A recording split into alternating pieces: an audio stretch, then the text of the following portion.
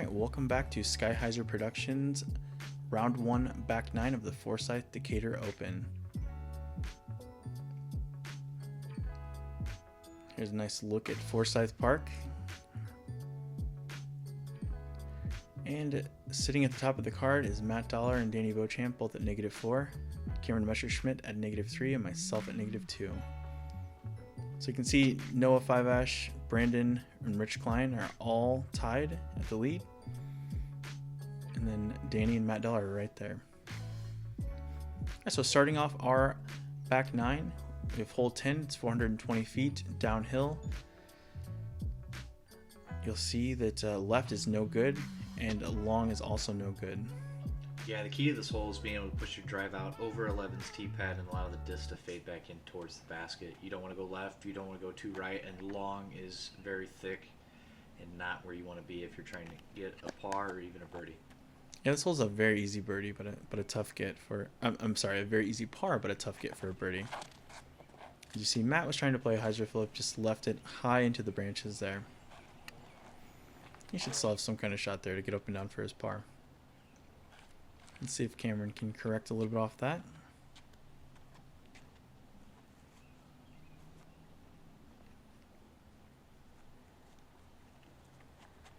Alright, Cameron left it much wider. It almost looked like it did like a wind bounce there, but yeah, right over 11's tee pad. That should leave him with a very easy par.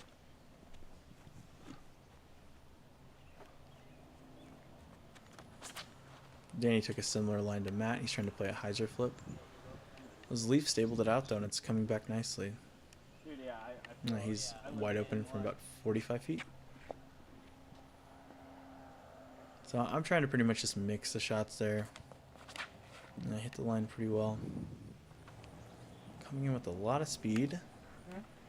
Oh, and I just hit the tree there. It's interesting to watch your shots on a catch cam. I would have assumed I skipped into that tree. Oh, Matt just kisses the tree and ends up about 10 feet away.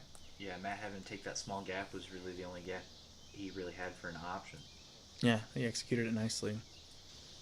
Here's Cameron. Just probably laying this up. That's a pretty far run. And he does so. Yeah, easy 3. All right, Danny's putter's been hot. Let's see if he can keep it going.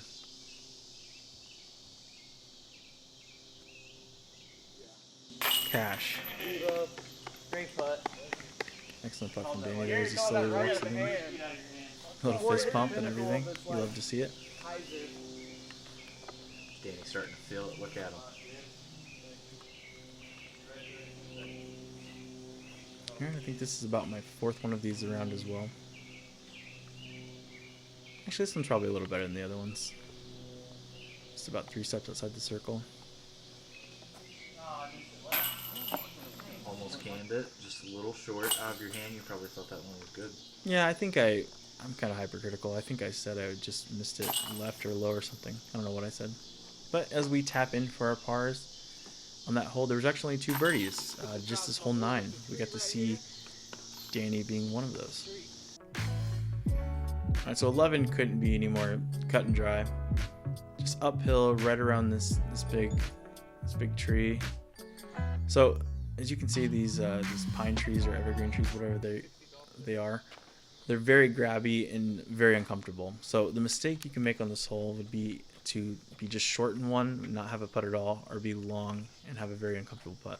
Yeah, it's not uncommon to see players coming up short and hitting this evergreen. As you can see, Danny just cuts right through it. Yeah, that's a very good reaction off the tree. Seems to be the common mistake. Matt going much wider and higher here. Yeah, I like that play. And he makes the other mistake. Yep, he left it just into the tree. I'd hate to go get that. It's going to be uncomfortable. Been there. Definitely been there. I think we all have. Cam's following suit. He threw that a little bit softer, similar to Danny's line, and just Ace ran. Yeah, put it right on the bucket.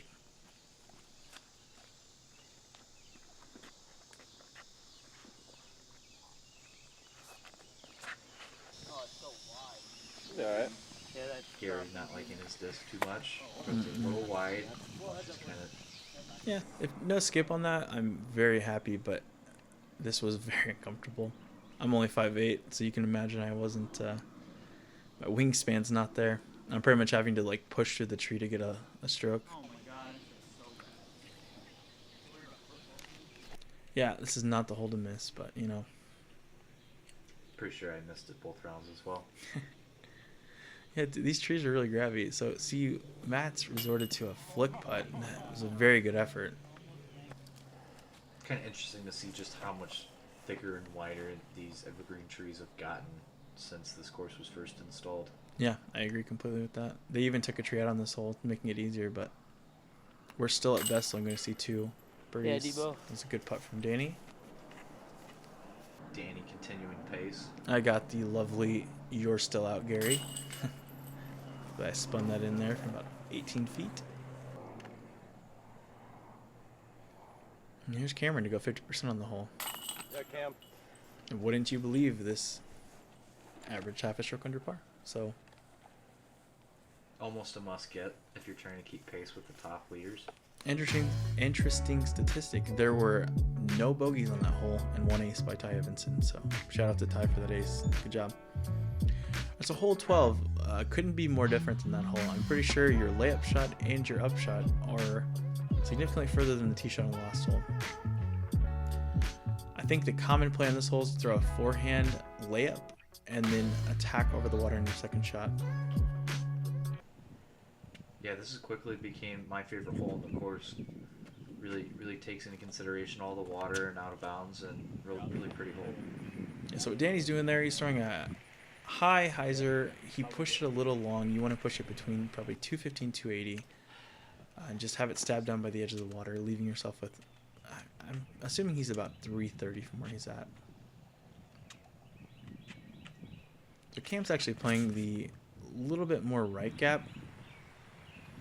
This makes your water carry a little less, but it makes your angle coming into the green harder to hit on a hyzer because your landing zone's just a peninsula.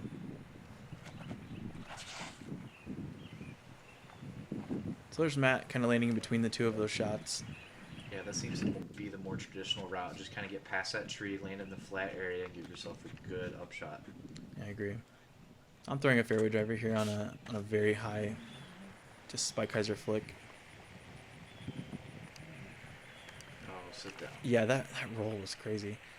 But that actually ended me, put me in a very fantastic spot. And from here to the basket, where Matt's at, is probably 360 to 380. Yep, and I think he threw a pyro there, so he wasn't necessarily pushing it too hard. I remember range finding this for Danny, and then him laughing at me. He's like, "Oh, I don't care. I'm not trying to go to the basket. I'm just trying to get in bounds." Yeah, Danny just a little bit out of position, having to throw from underneath that tree. As you can see, he saws it off just a little bit over to the left. Yeah, and shout out to those little kids for seeing his disc. So I'm roughly 300 here. I'm throwing a overstable mid, just trying to give myself a look. So right there in the circle, probably 28 feet. A little bit scary putt, but we're looking. Cam opting for the forehand over the water.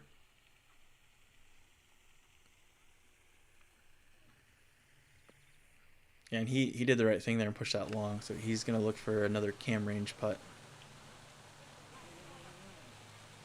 All right, Danny leaving himself about 20 feet. That was a good upshot. Matt's got this little tree that they just planted to contend with. When that tree becomes tall and mature, it will become a very important tree on this hole. That putt was so close. He just pushed it outside maybe half a foot.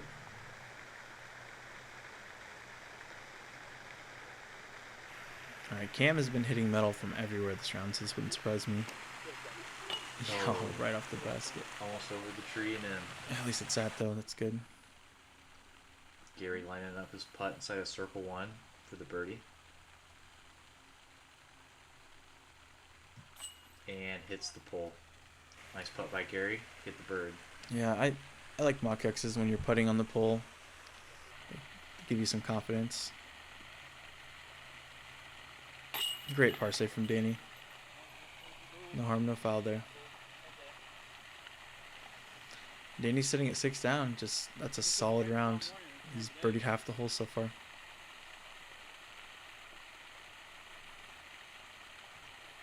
once again, Cam just really focuses on these little putts. Yeah, those putts are the ones that can get you if you don't take your time and really focus.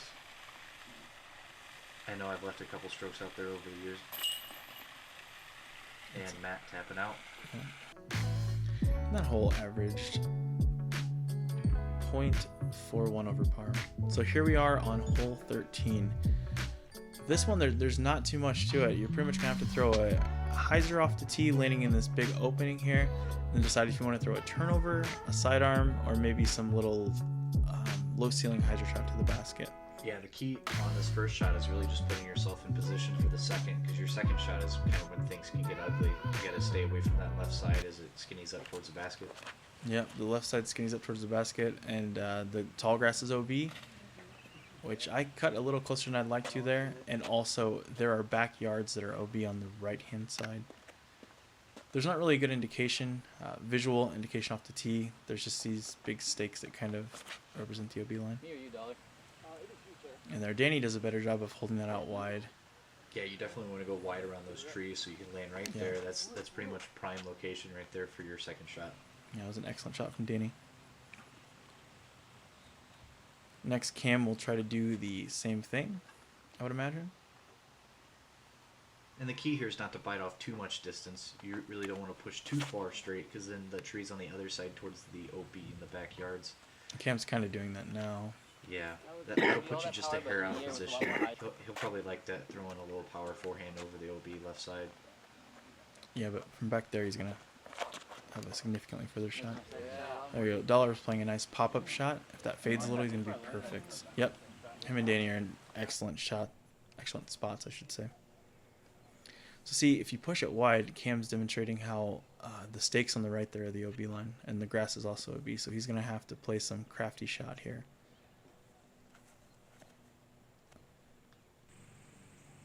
He did a pretty good job of keeping that nose up, so he's in cam range again for about 60 feet. This was an interesting shot. I ended up throwing a spike hyzer vertically. I thought I was going to kill the camera guy. Yeah, I popped it right inside the circle. I had nothing else to say. That was just a scrappy shot. So Matt's probably about 300 feet, I would assume. Throwing a turnover, making sure that he does get back and bounce to the right and leaving just a little short. Yep, that's another putt. He's been hitting those all day. Danny was very proud he threw the forehand on this. I remember him saying that. Yeah, I'm surprised with the way he throws his mids that he didn't try to throw just a slight turnover there.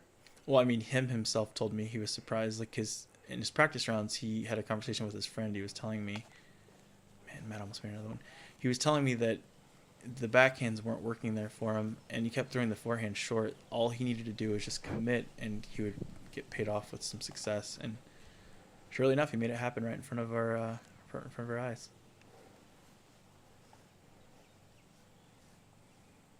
All right, Cam's definitely due for another one. Yeah, he's in range where he likes to hit these.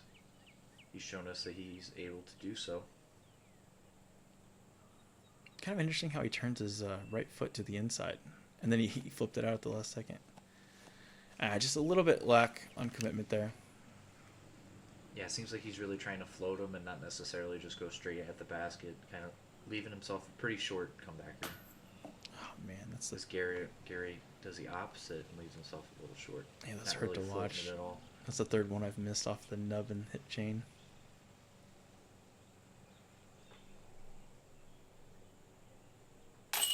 There's a nice little putt there. That's Danny for the birdie. Danny's kind of on a heater right now. Yeah, no surprise from Danny. He's really been playing well all year long. Yeah, I would agree. Here's Cam taking his time. As the remaining guys tap in here, this hole averaged at dead even. The fair amount of pars, one double bogey, and a fair amount of bogeys. Yeah, the score separation on that hole is really just the OB on the upshot, as you can see. So here we're on hole 14, 288, slightly uphill. Shout out to Adrian for putting right there in the little preview. So yeah, most people are going to be throwing a mid-range here down the right middle gap. You're just trying to kind of throw it nose up, let it stall a bit and just have a subtle fade to the basket. Yeah, for a right-hand, backhand dominant player, this is definitely a must-get, as Danny just decides to park Yeah, the Danny's hole casually. 8 down. Yeah, easy as that. Throwing the mid here really makes a lot of sense, as I see you're grabbing your mid, I'm actually grabbing a putter here. grabbing a putter. Okay. Yeah, throwing it in B.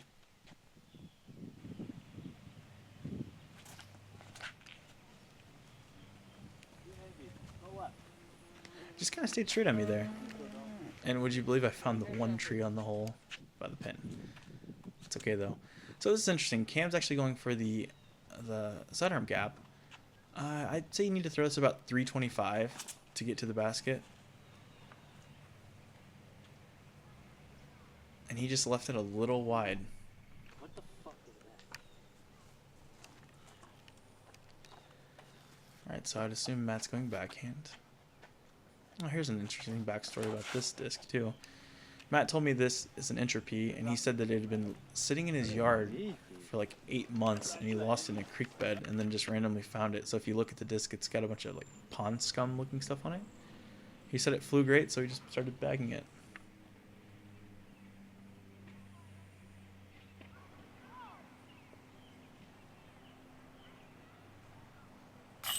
Nice spot from Matt. Keep his round moving in the right direction.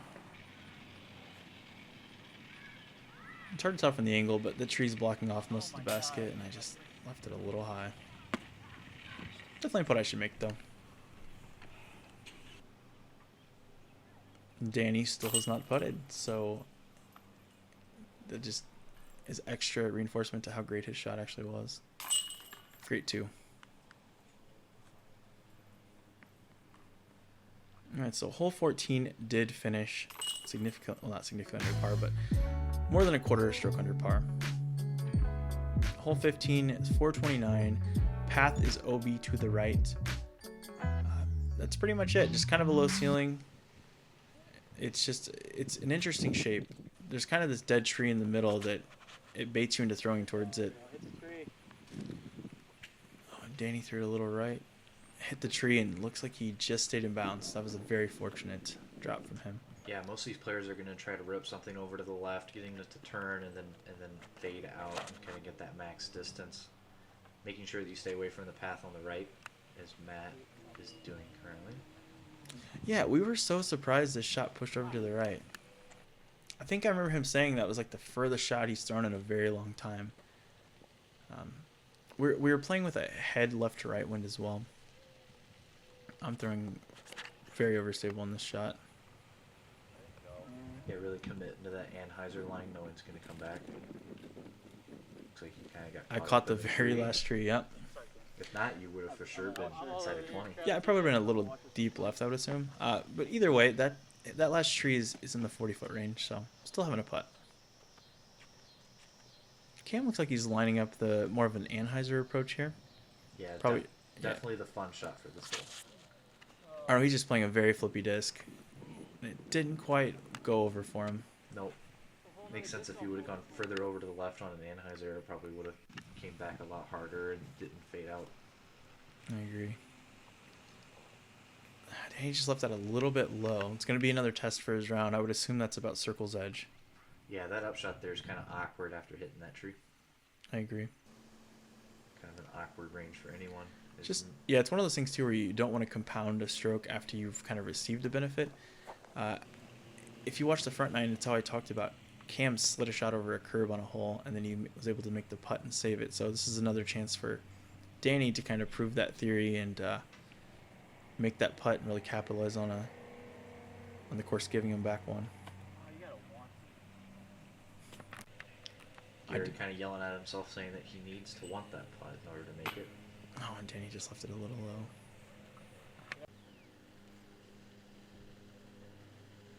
Alright, so hole 15 here actually played a little bit over par. There were 5 birdies on it. Impressive birdie with the wind we had that day for sure. There's Cam as he takes his time. Unfortunately, Danny will drop a shot, and so will Matt on this hole.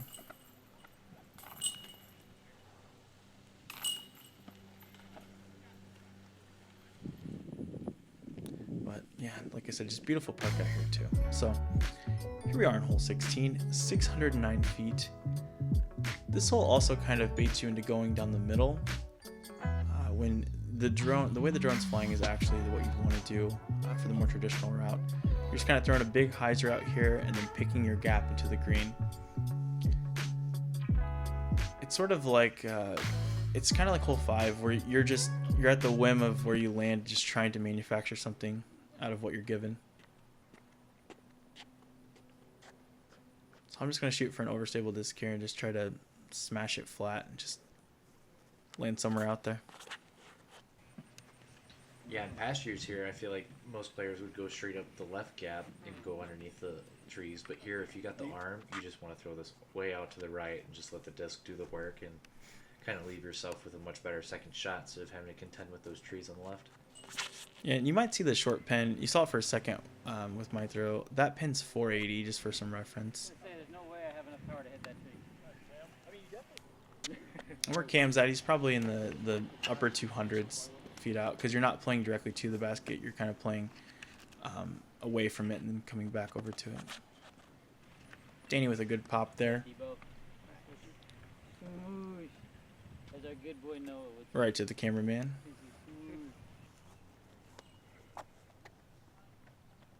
All right, Matt throwing on this special edition tenacity again. There's that. USA Mayhem right there. Or tenacity. Oh, that's what I meant. I even miscalled it in the video and then remembered it now. Look at me go. All right, so Matt's throwing probably the most popular approach here, the forehand. Yeah, in the upshot here, you're really just trying to pick a gap and pop through the trees. Sometimes the trees will help you, sometimes the trees will hurt you here. Yeah, kind of a low ceiling. He checked up nicely. It looks like he's going to get that stroke back that he just lost. And Danny is doing the same and actually a little bit better. So I'd go ahead and chalk him up for another birdie.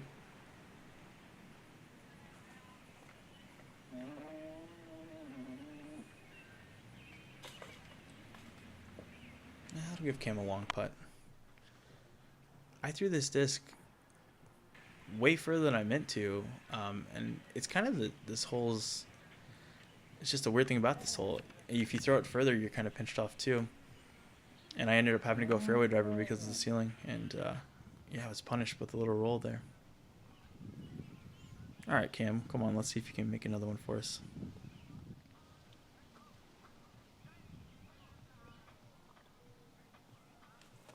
Oh my god, why'd you put it flat? I just left it a little low. You just said not to do that. I'm good at finding these trees in the greens during this round. A lot of them on this course, though. Yeah, I'm not traditionally a straddle putter. It was kind of a running joke. I left it a little low. It was a running joke that I somehow managed to find trees on a course where you don't really you don't think about them. Like, you don't practice for the trees and the straddle putts.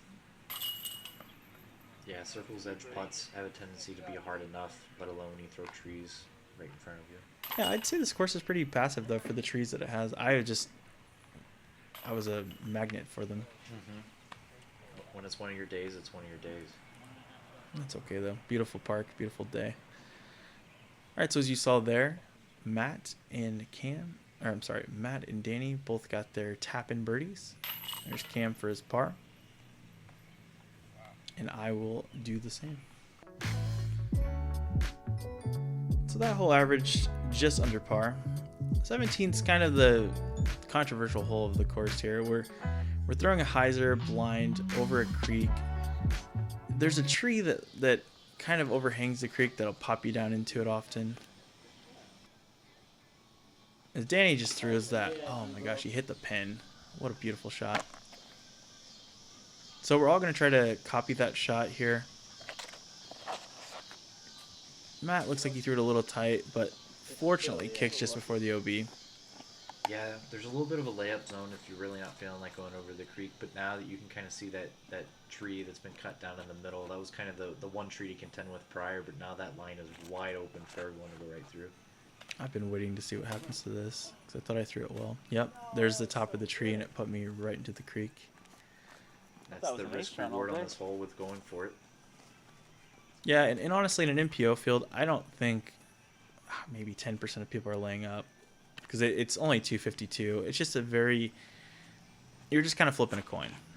So here's Cam throwing it a little lower, but he went tight and fell right in the creek as well.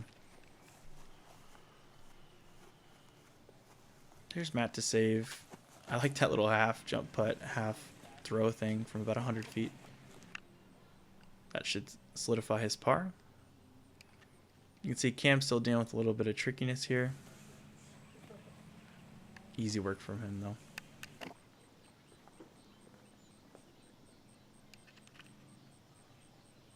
I really wanted to make this. Also really didn't want to fall in the creek, but it would have been some excellent entertainment value. So I leave it just a little short. Alright, so Danny already at -8. I guess he's not even up yet, so he's having another situation where he is just throwing the disc so well that he's not having to putt. Yeah, Danny's staying hot, even though he's having to wait quite a bit between shots. Can't really complain if you're him. Yeah, it's good to see him bounce back too. He had that bogey 2 holes ago, and he's proceeded to birdie the 2 after it. And I guess he birdied the hole before it as well. Actually, the 2 before it, so a little birdie sandwich with a bogey in the middle. But nice birdie from Danny. So this hole played at plus 0.06 with 1 double bogey, fair amount of bogeys, and about 40% birdies.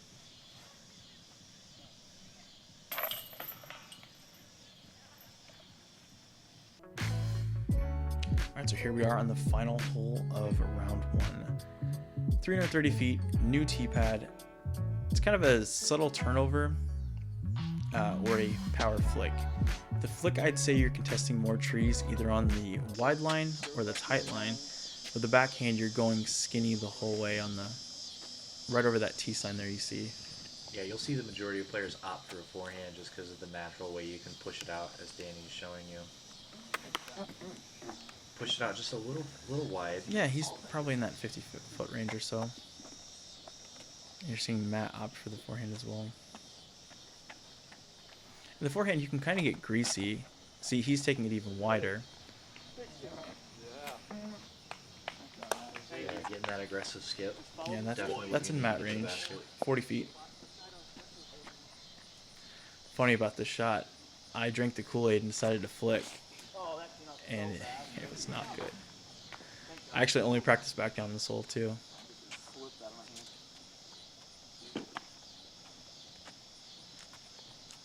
Cam is also going to elect for the flick.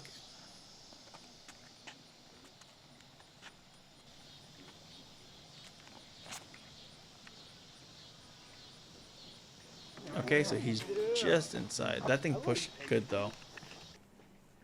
Good way to hit the skinny gap there. So I'm probably about 130 here. Just throwing a little turnover of sorts. And Danny, this would be sick for a 10 down. Oh, he did it. Just sneaked it in. Running it down to What finish a the round. yeah, what a statement there. As he's flashing the KJ logo, making KJ proud with his putter. KJ USA, right? KJ USA, baby. Danny's also on Team Prodigy, if we had not said that yet. Let's see if Matt can do the same.